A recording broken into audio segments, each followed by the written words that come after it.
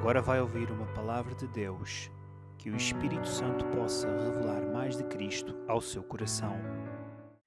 Quero compartilhar com a igreja acerca de sermos uma igreja de vencedores, porque isso faz parte do nosso chamado e do nosso propósito enquanto igreja.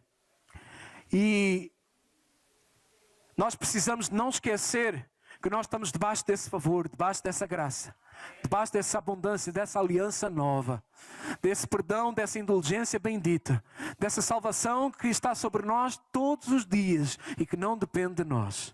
Mas Jeremias capítulo 31, quem já abriu, diga amém. Quem não abriu, versículo 33 ao 34. E prepare-se que nós depois vamos lá para o Novo Testamento para você ver que a palavra é profetizada no Antigo Testamento, mas tem confirmação no Novo Testamento. E diz assim Jeremias 31, a partir do 33. Porque esta é a aliança que firmarei com a casa de Israel. Diga assim comigo. O Senhor firmará essa aliança comigo. Depois daqueles dias, diz o Senhor, na mente... Irmão, lembra o que é que nós falámos em Romanos? Com o vosso culto racional da sua mente. Na mente lhes imprimirei as minhas, também no coração lhes inscreverei. Eu serei o seu Deus, eles serão o meu povo. Não ensinará jamais cada um ao seu próximo, nem cada um ao seu irmão, dizendo, conhece ao Senhor. Porque todos me conhecerão, desde o menor até ao maior deles. Você está a entender porque é que as crianças fazem parte do culto ao Senhor? Porque é que as crianças têm também ministério para eles? Desde o menor até ao maior. Diz o Senhor, pois perdoarei. Lê isso comigo, esse versículo aí. Amém? Pois perdoarei as suas iniquidades e dos seus pecados jamais me lembrarei. Fala isso para o teu irmão do lado. Pois perdoarei as tuas iniquidades e dos teus pecados jamais me lembrarei. Aleluia. Vem comigo, por favor, lá para Hebreus capítulo 10. Hebreus capítulo 10. Hebreus fica antes de Tiago. Hebreus capítulo 10, vamos ver aí o versículo 16 e o 17. E olha aí, quem já achou que diga amém? Esta é a aliança que farei com eles, depois daqueles dias, diz o Senhor. Porei no seu coração as minhas leis, e sobre a sua mente as inscreverei. Acrescenta, também de nenhum modo me lembrarei dos seus pecados e das suas iniquidades para sempre. Levanta a tua mão, fala para o Senhor, obrigado Deus, porque pelo sangue de Jesus, o Senhor já pagou os meus pecados e das suas iniquidades o Senhor não se lembra mais.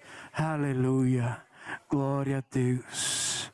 Ah, pastor, e se eu sair daqui e vou fazer tudo outra vez, irmãos? Se você não entendeu nada da graça e do amor de Deus, se você pensa dessa forma. O Senhor já te perdoou de uma forma permanente, total e absoluta. Todos os teus pecados, passados, presentes e futuros, estão perdoados. Mas Ele te chamou para agora viveres num nível de vida acima, em liberdade. E nessa liberdade tu não precisas voltar a colocar-te debaixo de jugo de escravidão. Tu és livre para dizer não ao pecado, porque tu já és perdoado. Antes de fazeres, tu já estás perdoado. Amém. Abra comigo aí Hebreus capítulo 8, vira uma página para trás. Hebreus capítulo 8, do versículo 8 ao 12. Hebreus 8, do 8 ao 12. Vamos ler juntos, amém?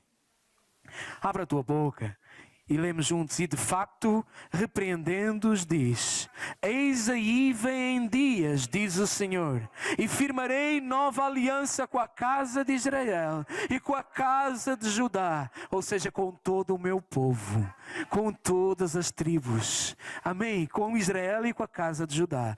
Não, olha aí, não segundo a aliança que fiz com seus pais, no dia em que os tomei pela mão para os conduzir até fora da terra do Egito. Lê comigo, amém? Pois eles não continuaram na minha aliança e eu não atentei para eles, diz o Senhor.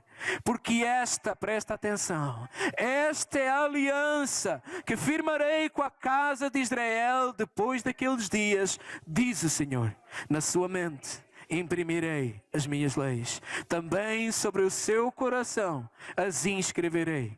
Eu serei o seu Deus e eles serão o meu povo. E não ensinará jamais cada um ao seu próximo, nem cada um ao seu irmão, dizendo: conhece ao Senhor, porque todos me conhecerão, desde o menor deles até ao maior. Pois para com as suas iniquidades nos harei de misericórdia, e dos seus pecados jamais me lembrarei. Diz assim comigo: obrigado, Senhor, pois para com as minhas iniquidades o Senhor usa de graça e misericórdia, e dos meus pecados o Senhor jamais se lembra. Aleluia. Diz assim comigo: eu dou graças a Deus que em Cristo Jesus sempre me conduz em triunfo. Graças ao Senhor Jesus. Diz comigo: graças ao Senhor Jesus. E pela sua obra na cruz, Deus já me perdoou de todas as minhas iniquidades, de todos os meus pecados. Ele já não se lembra mais. Diz assim comigo: a sua palavra está no meu coração e na minha mente. A sua unção está sobre mim e é ela que me capacita. O seu Espírito far-me a lembrar de todas as coisas que o Senhor Jesus ensinou.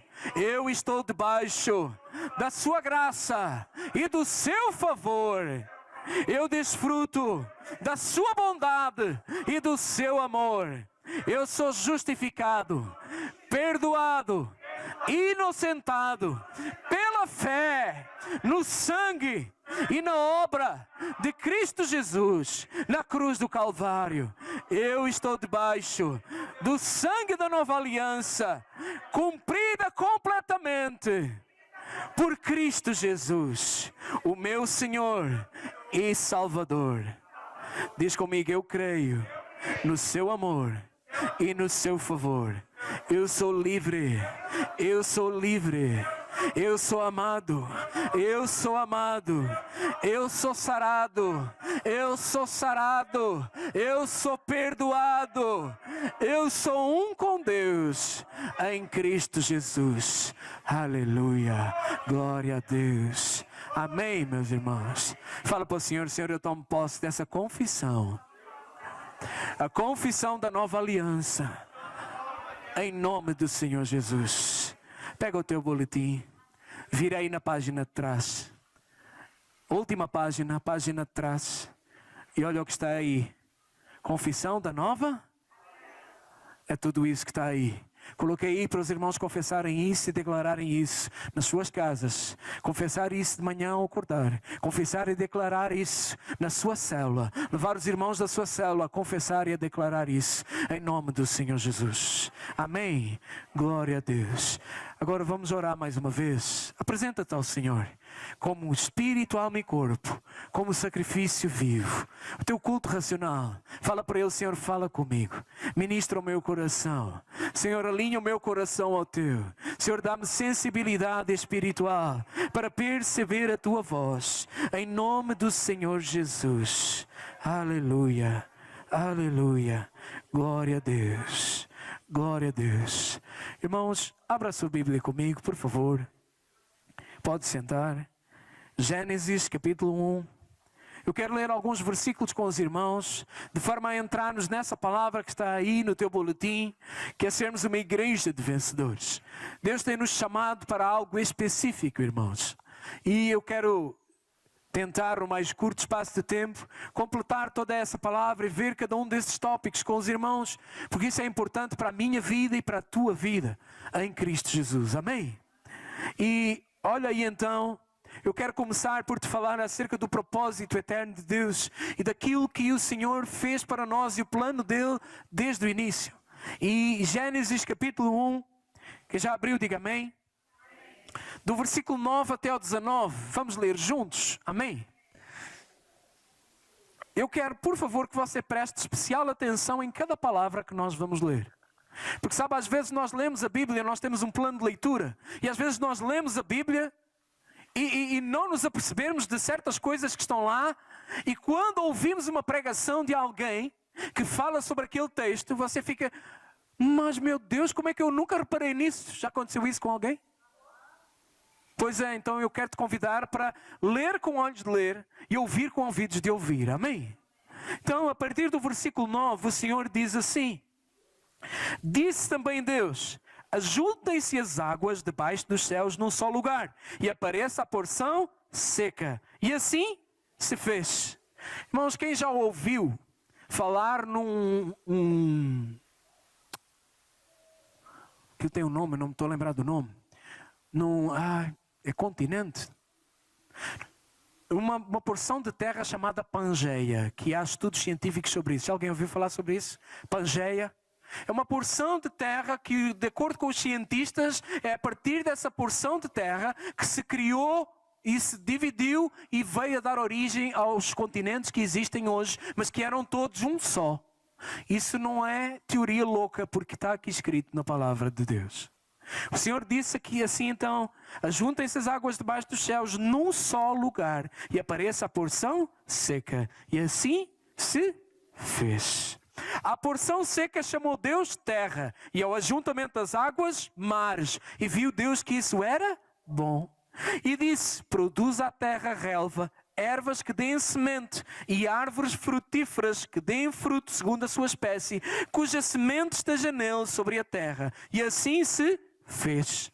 A terra, pois, produziu relva, ervas que davam semente segundo a sua espécie, e árvores que davam fruto, cuja semente estava nele, conforme a sua espécie. E viu Deus que isso era bom. Houve tarde e manhã, o terceiro dia.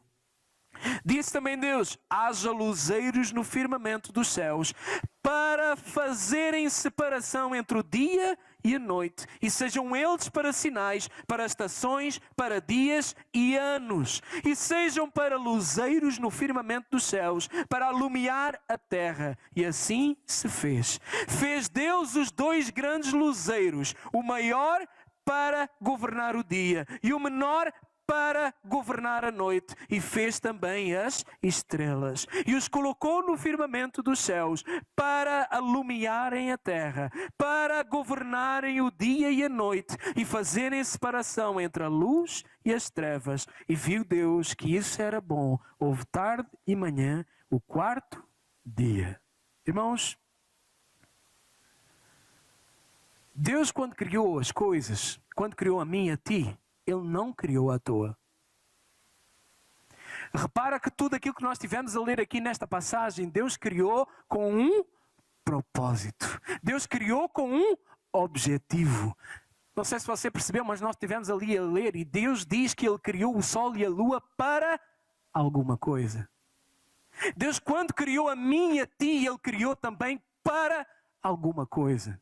Nós não fomos criados para nada, para apenas andarmos aqui, curtirmos a live, irmos para a night, fazer o que nos apetece, que não é esse o nosso propósito. Deus criou-nos para Ele e para um propósito superior e mais longe do que aquilo que nós pensamos ou imaginamos. Sabe, Deus não nos criou por acaso. Não foi um pontapé numa pedra. Sabe? Quantos testemunhos nós já vimos e já ouvimos por aí, até no telejornal, de mulheres que são violadas e abusadas, ficam grávidas e uma criança vem a nascer? Já viu alguma coisa dessas? Até mesmo essas crianças, Deus não criou para nada. Deus criou para alguma coisa. Sabe? Irmãos, o nosso propósito, Deus desde sempre, Deus no seu propósito eterno, Ele criou todas as coisas com um propósito e para um propósito. Quem já esteve grávida aqui? As mulheres grávidas aqui. Tem homem grávido por aqui? Irmãos, a minha esposa ficou grávida e eu estou com os rescaldos da gravidez até hoje, irmãos. Não diminui a barriga, não sei porquê. Mas, escuta uma coisa. Quando a mulher fica grávida, o homem também tem alguns sintomas lá esquisitos dentro dele. Quem sabe o que é que eu estou a falar? Os homens pais. Já alguém sentiu isso? Sim ou não? Fome. Mas Fábio, isso na tua vida é constante, meu irmão. Sim. Amém? Estou a brincar. Meus irmãos, olha aqui. Aquela criança, ela está dentro do ventre da sua mãe para quê? Para ela ser gerada. Mas o propósito dela é ficar lá dentro para sempre? Não. O propósito dela é cá fora.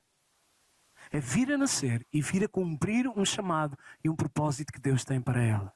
Assim, meus irmãos, Deus também nos criou. E Deus está-nos a formar a cada um de nós. Mas o nosso objetivo, o propósito que Deus tem para mim e para ti, não é passarmos a vida inteira só a aquecer o banco da igreja, a ouvir, a pensar, eu ainda não estou pronto. E quando eu estiver pronto, então é que eu vou fazer. Não é esse o propósito que Deus tem para ti e para mim. Deus nos chamou e nos constituiu para nós sermos uma igreja de homens e mulheres que são vencedores em Cristo Jesus. Eu quero te convidar para tu seguires aí o boletim e acompanhares aí comigo. E sabe, irmãos, para o cumprimento deste propósito eterno que Deus nos deu, Deus deu-nos então um entendimento de onde chegar e como chegar lá. Deus deu-nos um rumo, Deus deu-nos uma direção, Deus deu-nos um propósito, Deus deu-nos um objetivo, Deus deu-nos um alvo. E se você for ver aqui, logo a seguir, no versículo 20 do capítulo 1, no versículo 26, você vai ver aí qual é o objetivo que Deus nos deu. Rubem, Fábio, eu não sei, consegues projetar a nossa visão? A nossa declaração de propósito? Sim. Enquanto o Fábio procura ali, irmãos, olha aí para o teu boletim. E aí no teu boletim está aquilo que é a nossa declaração de propósito, a nossa visão. Eu gostaria que nós lêssemos isso juntos. Deus deu-nos esse entendimento de onde chegar e como chegar. E Deus deu-nos essa visão para nós chegarmos lá e como fazer para chegar lá. Então eu quero te convidar para leres comigo, amém? Vamos ler juntos essa visão aí. O que é que diz? Nosso é edificar uma igreja onde cada membro e cada casa, uma extensão, conquistando assim a nossa geração para Cristo, através que se multiplicam. Amém. Aleluia. Então, irmãos, esta é a nossa visão. Nós não somos uma igreja que se reúne por acaso, só para fazer cultos e entreter e dar mais um programa gospel às pessoas. Não, não é esse o nosso objetivo. Nós temos um chamado, temos entendido que Deus nos chamou para alguma coisa. Temos entendido que estamos debaixo de uma nova aliança. Temos entendido que o Senhor nos colocou aqui para ir e pregar o Evangelho a toda a criatura. Temos ido e entendido que o Senhor tem algo para nós especificamente. E essa igreja vai avançar em cima disso. Amém ou não amém?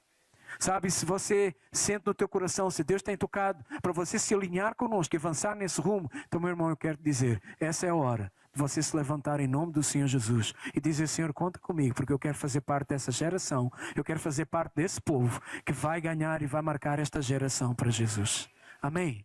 Irmãos, eu quero começar a ver cada uma das palavras para que nós possamos entender aquilo que Deus nos chamou para fazer. Sabe, isso é algo que você talvez já tenha ouvido falar muitas vezes, mas hoje eu quero te enfatizar e quero te convidar a meditar uma vez mais nisso. E aí quando fala que o nosso encargo, eu quero te pedir, está aí esse versículo, Gênesis 1:26, o que é que diz aí? Lê aí esse versículo, por favor. Também disse, façamos o homem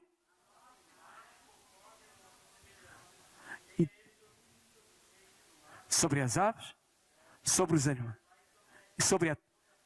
e sobre rastejo.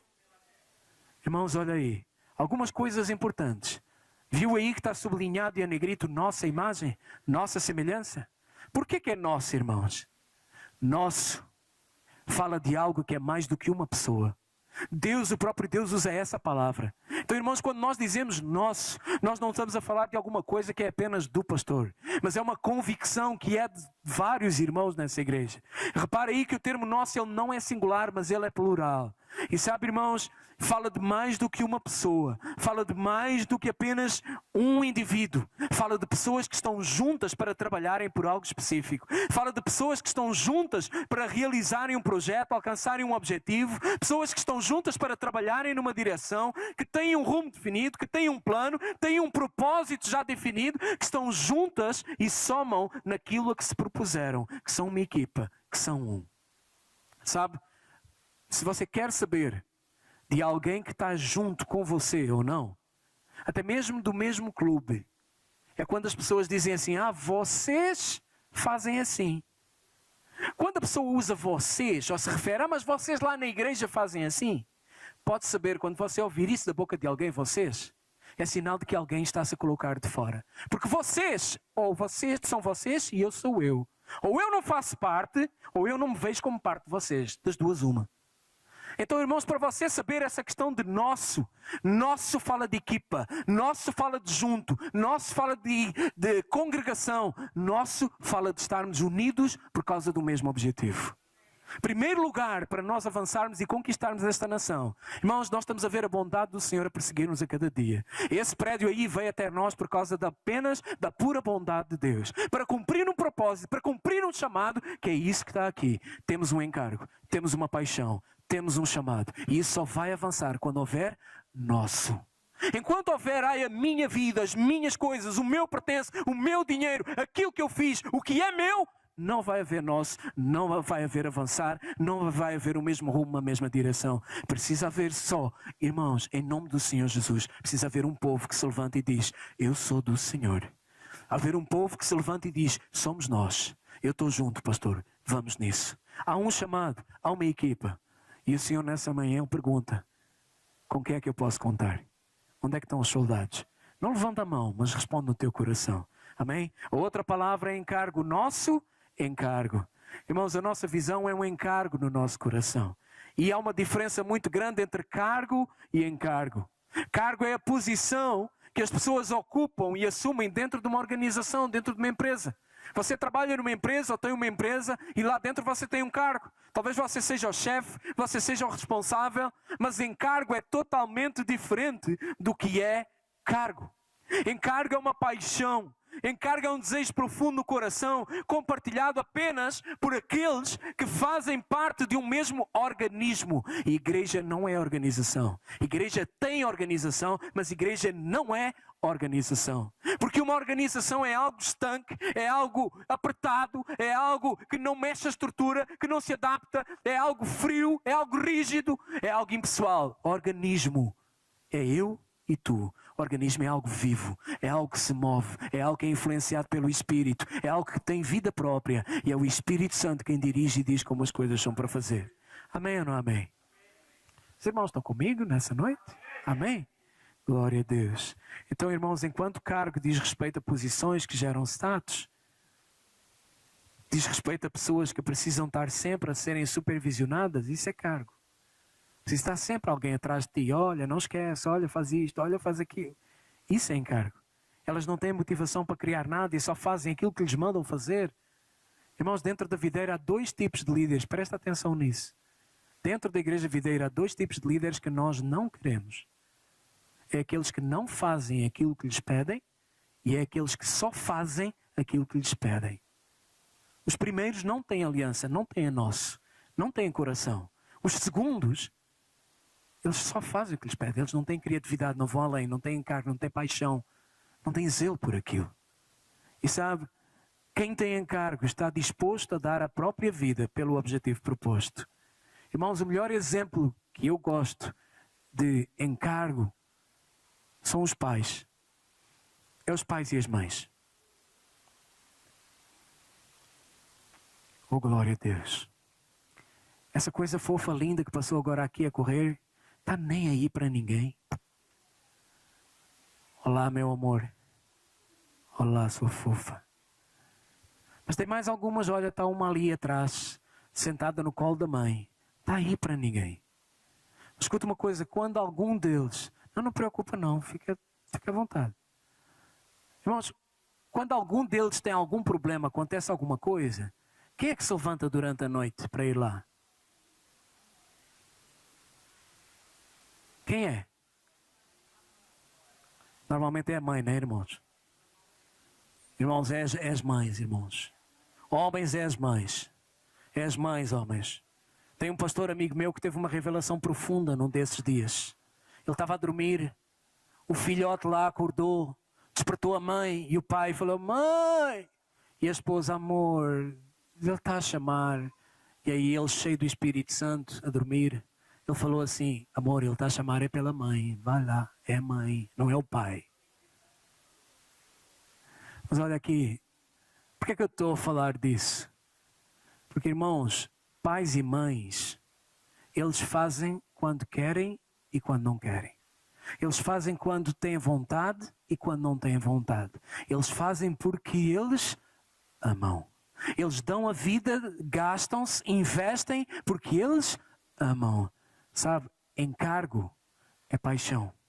Encargo é entrega. Encargo é...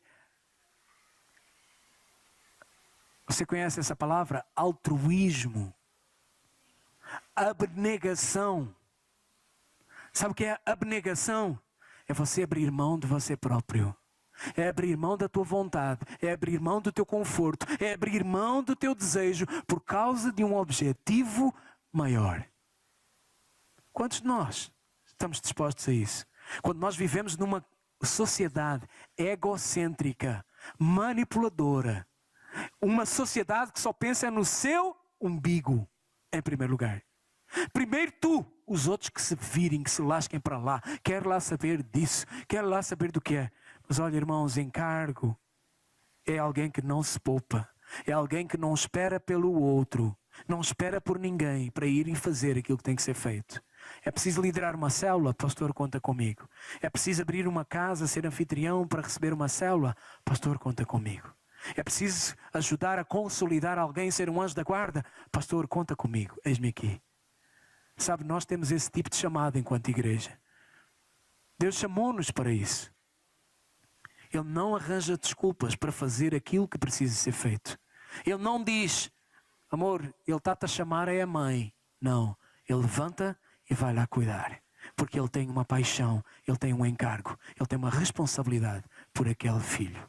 Sabe, nós precisamos de ver os membros das nossas células como filhos por quem nós precisamos pagar o preço pela vida deles.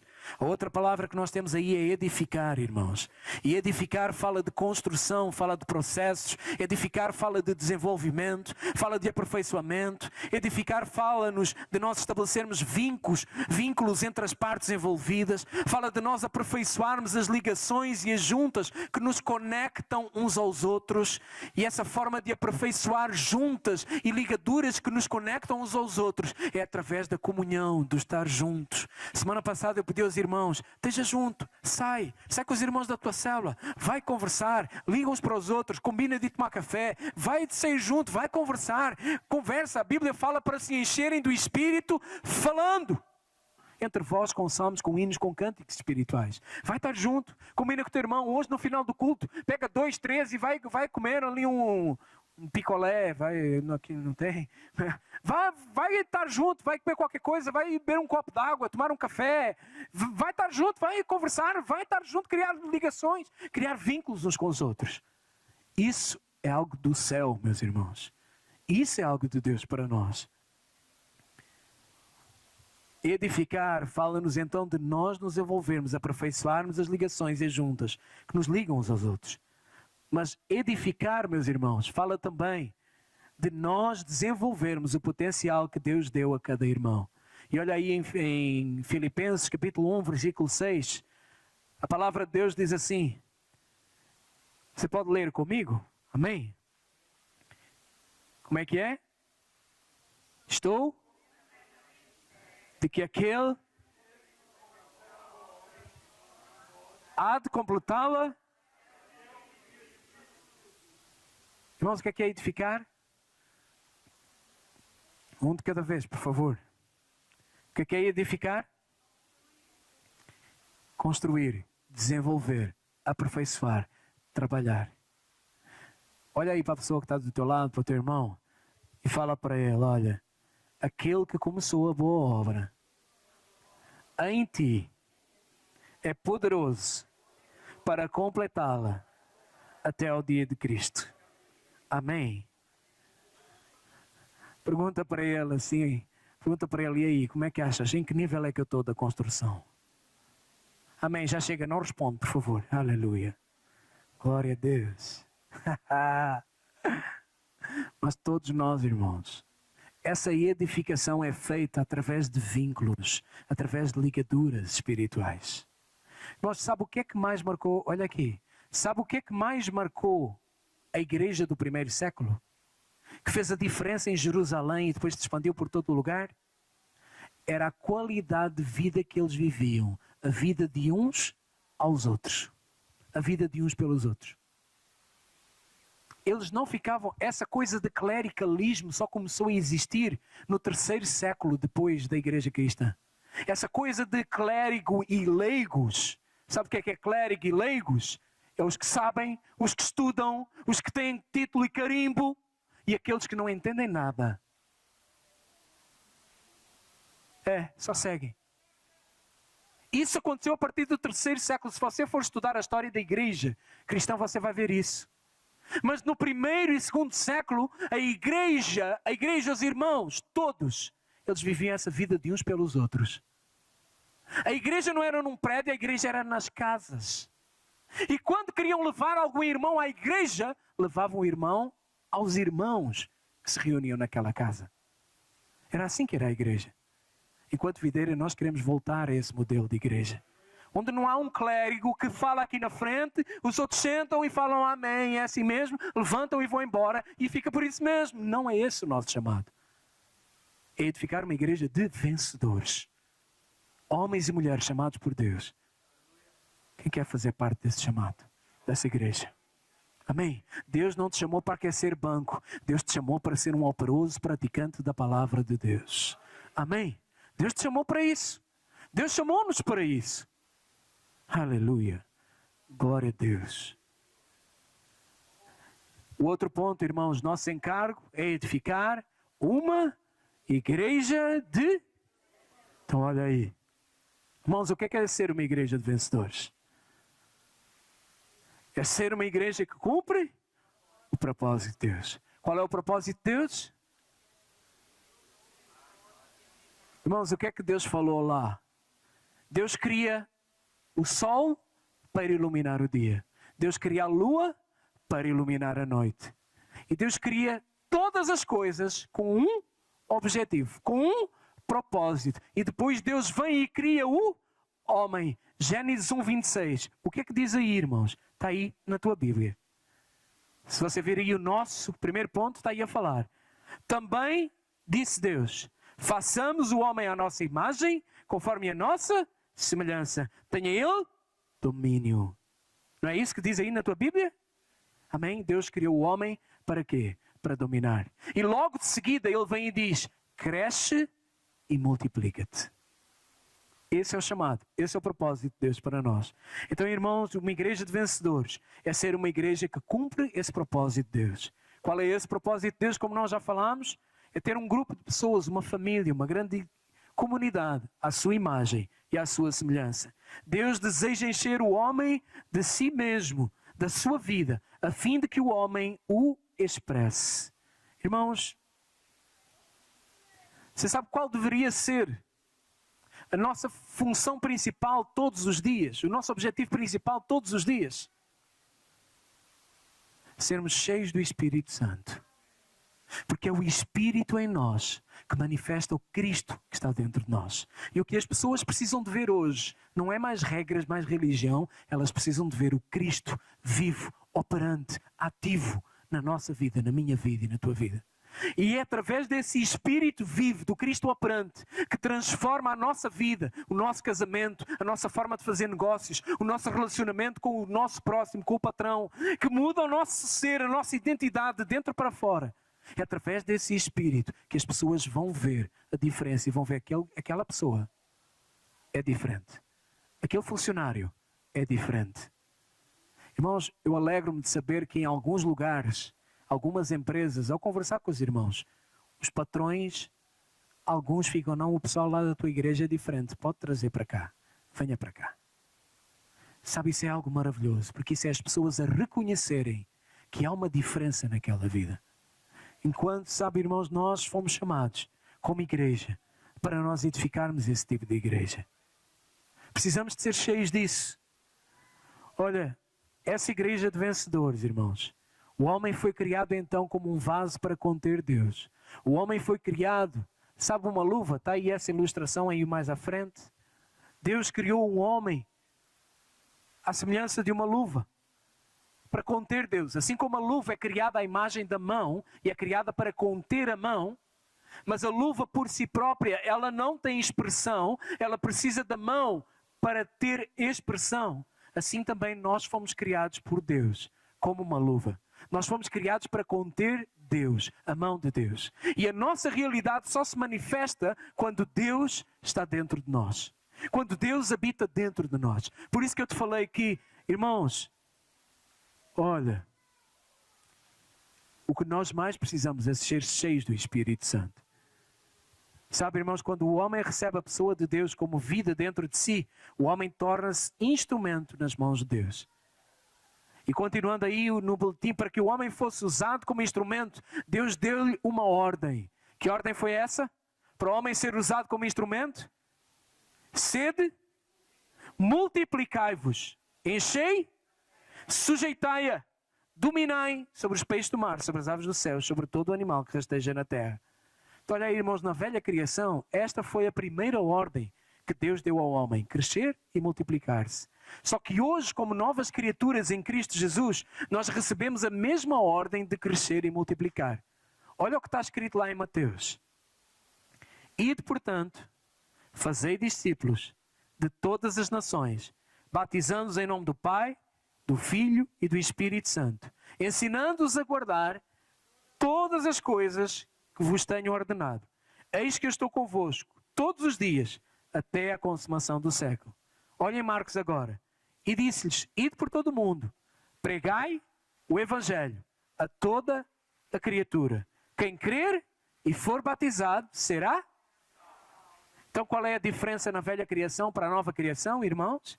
É que na velha criação, Adão multiplicava-se como homem vivente. Na nova criação hoje, nós multiplicamos-nos pelo Espírito de vida. Olha o que está escrito aí em 1 Coríntios 15, 45. Pois assim está escrito, o primeiro homem, Adão, foi feito alma vivente. Mas o último Adão, porém, é espírito vivificante. Hoje é por esse segundo Adão que nós precisamos viver. Pelo espírito vivificante. Amém. Aleluia. Glória a Deus. Irmãos, olha aí.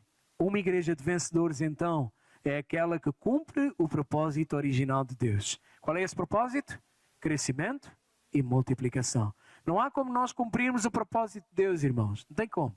Não há como cumprir o propósito de Deus sem sermos fecundos, sem nos multiplicarmos. E é por isso que nós temos essa visão de multiplicarmos as nossas células uma vez por ano. Porque um líder vencedor é aquele que se multiplica, é aquele que cresce, é aquele que avança. Mas olha, nós vimos também lá em Gênesis 1:26 que Deus criou o homem e disse para ele crescer, multiplicar-se, mas disse para ele sujeitar e dominar. E sabe, irmãos, algo que é interessante aqui, olha aqui, Deus criou e deu ao homem domínio e disse, sujeitou-lhe todas as coisas. Ele disse ao homem, olha, domina sobre os peixes, domina sobre as aves, domina sobre a terra, domina sobre todo o reino vegetal, domina sobre todas as coisas. Qual foi a única coisa que Deus não deu ao homem para ele dominar sobre? Sobre o próximo. E qual é a coisa que nós mais queremos fazer uns com os outros?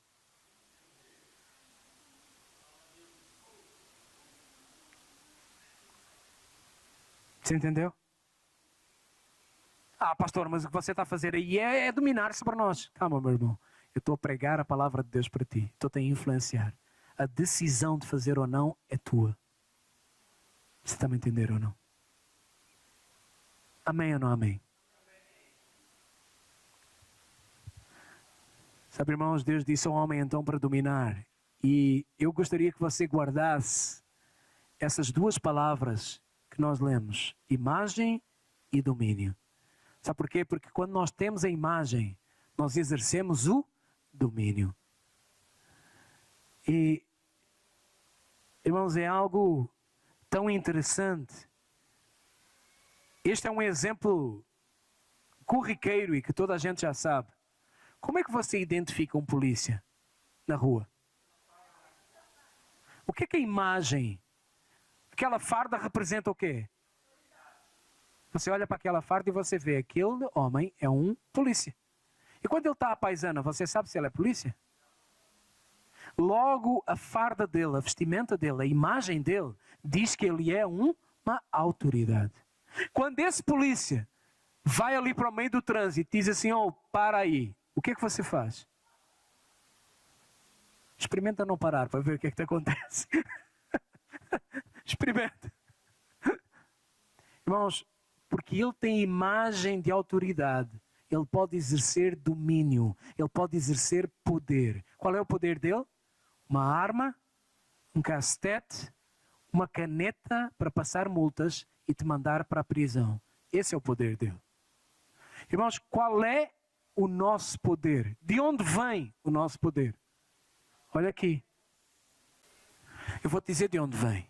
Vem do quanto a imagem do Espírito Santo de Deus está impressa no teu coração, no teu caráter. Eu e você, Deus chamou-nos, o propósito eterno dele é nós sermos a sua imagem e a sua semelhança. Quanto mais imagem, mais domínio. Quanto mais imagem, mais poder. Tudo o que é preciso é ser gerado de imagem de Deus no teu coração, dentro de ti.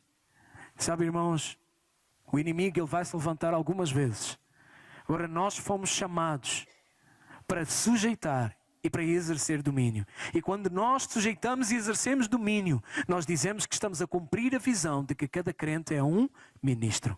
Porquê? Porque o ministro sujeita e domina através da oração e da autoridade no nome de Jesus. Eu gostaria que você lesse isso aqui comigo, por favor. Isso que está aí sublinhado. Amém? Encontrou? Que está aí em negrito? Diz, quando sujeitamos e exercemos domínio, dizemos que estamos a cumprir a visão de que cada crente é um, e o ministro sujeita e domina através e da autoridade em nome de Jesus. Irmãos, o ministro, ele não sujeita nem domina a dizer, eu é que mando. Não, ele sujeita e domina através da oração e da autoridade em nome do Senhor Jesus. Tem problema lá em casa? Vai orar, você é ministro, chamado para ser um ministro. Vai orar. Vai orar e vai começar a declarar em autoridade em nome do Senhor Jesus. E isso vai acabar, e isso vai cessar. Tem os dias contados na minha vida em nome do Senhor Jesus. E isso é ser ministro do Senhor. Amém? E Deus te chamou para isso também numa célula. A seguir, vamos continuar a ler juntos?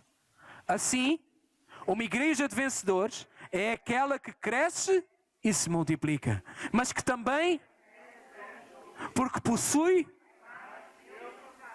Então, irmão, guarde o propósito duplo de Deus. Primeiro, Ele quer ter o homem à sua imagem para exercer domínio, ou seja, ser um ministro. Segundo lugar, Deus deseja se uma igreja tem a visão. Você entendeu o que é isso, irmãos? Temos um chamado, temos uma visão.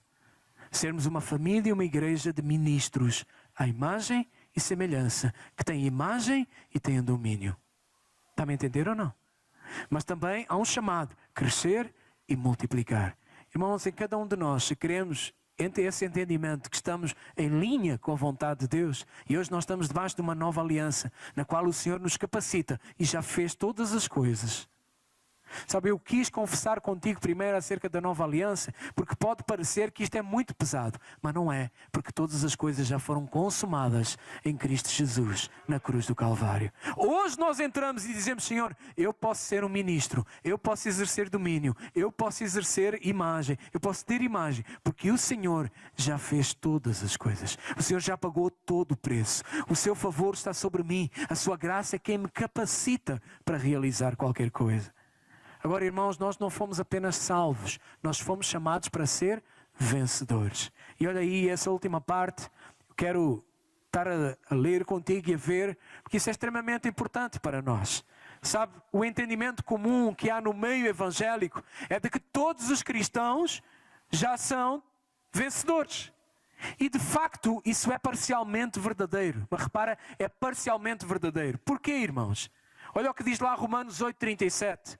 Em todas estas coisas, porém, somos mais por meio daquele que nos amou. Irmãos, essa é a nossa realidade posicional. Essa é a nossa realidade legal em Deus. Sabe, na verdade, todos os crentes são legalmente, são posicionalmente vencedores por causa da vitória de Cristo Jesus na cruz. Só que, experimentalmente, na prática do dia a dia, muitos crentes ainda vivem como derrotados. Os crentes vencedores, eles cumprem o propósito de Deus, enquanto que os derrotados, eles ignoram e desprezam o encargo de Deus para esta geração. Irmãos, eu gostaria que você lesse isso de uma forma assim, ouvisse isso de uma forma com encargo, com paixão, séria. Porque a diferença entre nós percebermos isto ou não é o que vai fazer diferença na minha e na tua vida daqui para a frente. Onde nós vamos continuar alinhados com os nossos planos ou alinhados com os planos do Senhor. Irmãos, renovar a nossa mente. Guarda isto. Ou antes, repete isto comigo. Diz assim comigo: renovar a minha mente é eu deixar entrar aquela verdade da palavra, aquele princípio da palavra, aquele versículo da palavra, e juntamente com esse versículo eu mudar o meu processo de raciocínio e as minhas práticas do dia a dia. Deu para entender isso? Sabe porquê que eu te pedi para repetir isso? Porque muitas das vezes nós ouvimos versículos, nós ouvimos verdades, nós ouvimos princípios, ouvimos aquilo, sabemos que aquilo é verdade, mas de alguma forma nós bloqueamos aquela verdade. E dizemos: não, isso ainda não me convém. Eu ainda não quero viver isso. Isso vai me incomodar de alguma forma. Isso vai me afastar daquilo que eu quero buscar. Sabe, renovar a nossa mente é nós ouvirmos aquele versículo, ouvirmos aquele princípio, ouvirmos aquela palavra e deixarmos aquilo entrar na nossa mente e no nosso coração e mudar, causar as mudanças que nós precisamos para passarmos a viver daquela forma. Isso é renovar a mente, isso é renovar comportamentos, isso é renovar pensamentos. Amém ou não amém? Aleluia. Sabe, irmãos, então há uma diferença entre posição legal e posição experimental. Olha aí, posição legal é aquela que por direito é nossa. Legalmente nós já somos mais que vencedores. Cristo já nos garantiu a vitória. Ele já pagou o preço da nossa redenção na cruz. E também lá, Ele já subjugou todos os principados e todas as potestades. Sabe, irmãos, Ele venceu, e porque nós estamos nele, em Cristo Jesus, nós também somos vencedores. A posição dele agora é a minha posição. Entretanto, a posição experimental, olha aqui, posição experimental é muito diferente. Posição experimental, irmãos, é quando nós aceitamos isso como uma verdade absoluta e praticamos. E ao praticar nós estamos a confirmar que algo já existe como verdade legal. Há muitos crentes que, sendo filhos do rei, ainda vivem como sendo escravos. Vencedores são aqueles crentes que já experimentaram na prática aquilo que lhes pertence legalmente. E mais uma vez, uma coisa é ser salvo, outra coisa é ser vencedor. Sabe, apesar de todo o crente nascido de novo, ele já ser um vencedor legalmente, nós sabemos que essa ainda não é a experiência de todos. E muitos até podem discordar dessa tese de perguntar: pastor, mas como é que um crente derrotado então pode ser salvo? Não sei se você já uma vez pensou nisso. Pastor, como é que um crente derrotado pode ser salvo? Irmãos, nós precisamos de entender duas coisas. A condição para ser salvo é uma, enquanto que a condição para ser um vencedor, um salvo que é vencedor, tem outra condição. São condições diferentes. A salvação tem a ver com a vida eterna. A salvação é um presente que Deus dá para todo aquele que crê. Quem creu em Jesus? Você creu em Jesus? Creu? Pela fé recebeu como Senhor e Salvador? Então a palavra de Deus diz que você está salvo. Mas para reinar com Cristo Jesus, a condição agora é outra. Sabe, há muitas pessoas que acham, há um engano. As pessoas enganam-se ao pensar que nós vamos receber um galardão porque nós aceitamos Jesus. Não, porque eu aceitei Jesus, eu fiz um favor a Deus, eu acreditei em Jesus, agora Jesus mora dentro de mim, então agora eu vou receber uma recompensa. Não é assim. A recompensa de crer em Jesus é a vida eterna. Mas o galardão para o vencedor não tem a ver com a fé, mas tem a ver com as obras. E irmãos, aqui galardão tem a ver com o trabalho feito para Deus. Salvação é alcançada pela fé, mas o galardão tem a ver com o trabalho feito para Deus. E olha aí esses últimos parágrafos. Diz que a grande recompensa dos crentes será reinar com Cristo durante o milénio, depois que Ele voltar. Mas pastor, o que é que me interessa eu ser um vencedor? Irmãos, aqueles que serão arrebatados primeiro serão os vencedores. E só os vencedores é que irão reinar com Cristo. Aqueles que venceram o mundo, o pecado, o diabo e a carne. Esses que entenderam esse chamado. Sabe, mas deixe-me dizer-lhe algo. Se nós não estamos nem dispostos, nem mesmo dispostos a lutar e a liderar por uma célula, como é que nós vamos poder reinar com Cristo? Se não existe o desejo, não existe o encargo de multiplicar a sua célula uma vez por ano, nós também não haverá um galardão algum. Leia comigo, por favor, esse último parágrafo aí. Numa igreja, cada membro e todos. Irmãos, eu gosto dessa expressão. Uma igreja de vencedores, cada membro é um, e todos se dispõem a liderar uma célula. E todos trabalham para multiplicá-la uma vez ao ano. Esse todos quem é, irmãos? Numa célula, quem é o encargo, o chamado de multiplicar aquela célula? É de quem? É do líder? É de todos. Porque todos fomos chamados para o cumprimento de um propósito. Todos fomos chamados por Deus para ser uma igreja de vencedores. Quem são os vencedores? Aqueles que têm a imagem e que têm o domínio, expressam o domínio. Amém, irmãos? Sabe, nós precisamos de caminhar nisso. O sinal de que nós estamos a atuar como uma igreja de vencedores é vermos as nossas células a multiplicarem-se. Amém? Eu quero te pedir algo. Vamos ficar em pé? Eu gostaria que vocês se juntassem células. Junta-te com o teu líder de célula. Aleluia. Glória a Deus.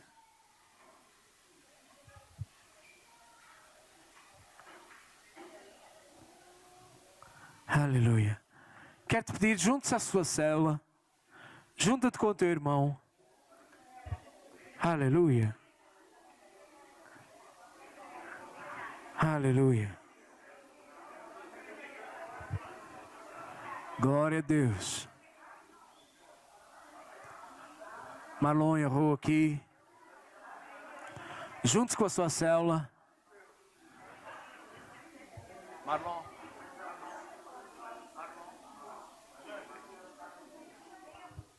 Aleluia.